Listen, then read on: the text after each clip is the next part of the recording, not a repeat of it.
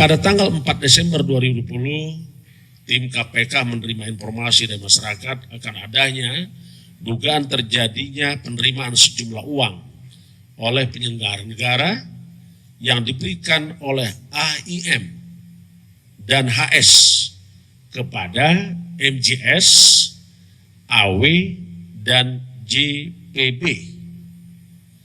Sedangkan khusus untuk JPB, pemberian uangnya melalui MJS dan SN.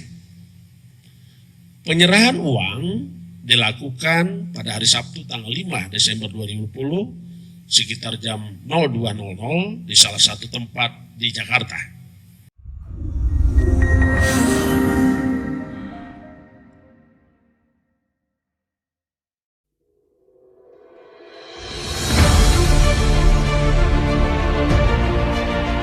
Komisi Pemberantasan Korupsi atau KPK akan mendalami soal tuntutan pidana mati dalam kasus dugaan korupsi terkait penyaluran bantuan sosial atau Bansos COVID-19 yang menjerat Menteri Sosial Juliari Batubara.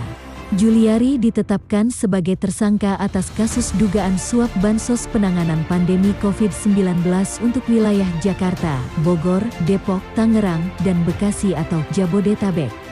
Ia diduga menerima suap sebesar 17 miliar rupiah dari perusahaan rekanan yang menggarap proyek pengadaan dan penyaluran Bansos. Ketua KPK Firly Bahuri mengatakan pihaknya akan mendalami soal penerapan pidana mati dalam kasus tersebut. Kita juga paham pandemi COVID-19 ini telah dinyatakan oleh pemerintah sebagai bencana non-alam. Sehingga kami tidak berhenti sampai di sini, ujar Firly dalam konferensi pers secara daring pada Minggu, tanggal 6 Desember tahun 2020. Tentu kami akan bekerja berdasarkan saksi dan bukti-bukti apakah bisa masuk pasal 2 UU nomor 31 tahun 1999 tersebut, tutur dia. Pasal 2 ayat 2 Undang-Undang nomor 31 tahun 1999 tentang pemberantasan tindak pidana korupsi mengatur soal kemungkinan penerapan pidana mati terhadap kasus korupsi dalam keadaan tertentu. Frasa keadaan tertentu dalam pasal tersebut dimaksudkan sebagai pemberatan bagi pelaku korupsi yang dilakukan dalam keadaan bahaya sesuai undang-undang yang berlaku saat bencana alam nasional dan sebagai pengulangan tindak pidana korupsi. Kemudian, korupsi yang dilakukan saat negara dalam keadaan krisis ekonomi dan moneter. Adapun, Presiden Joko Widodo telah menetapkan masa pandemi COVID-19 sebagai bencana nasional non-alam melalui penerbitan Kepres nomor 12 tahun 2020. Terkait pidana mati, Firly pernah mengingatkan bahwa pejabat yang mengkorupsi anggaran bencana dapat dikenakan ancaman hukuman mati.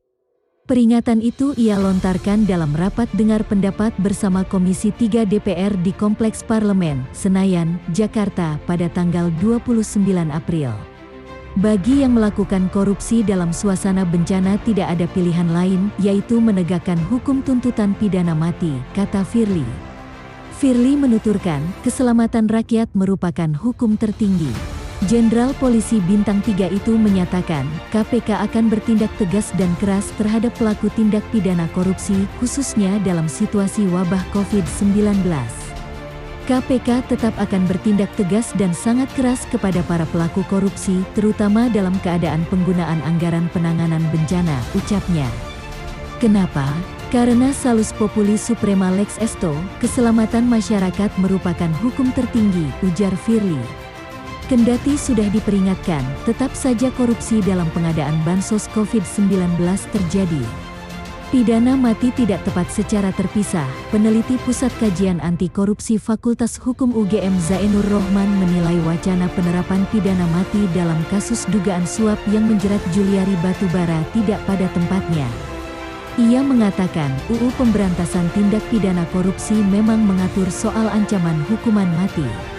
Namun, kasus yang melibatkan politisi PDIP itu, menurut Zainur, tidak termasuk dalam bentuk pidana korupsi yang dimaksud pada pasal 2 ayat 2 Undang-Undang Tindak Pidana Korupsi. Zainur menuturkan, pidana korupsi yang dapat disangkakan dengan pasal 2 ayat 2 UU Pemberantasan Tindak Pidana Korupsi ialah pidana yang merugikan keuangan negara secara langsung seperti penggelembungan anggaran, penggelapan uang negara, dan sejenisnya.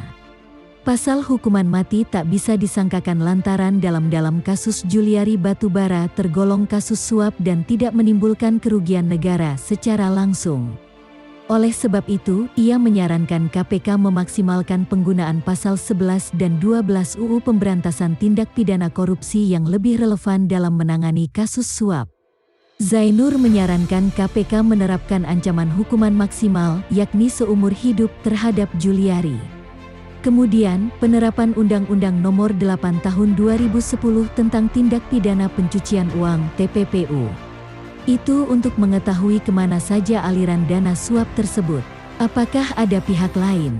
Apalagi Mensos adalah kader parpol, kata Zainur. Seringkali hasil korupsinya bisa mengalir sampai jauh. Harus didekati dengan TPPU.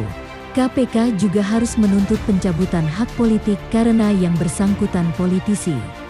Tujuannya supaya ada efek jera dan tak segera menduduki jabatan politik bila terbukti bersalah, ucapnya.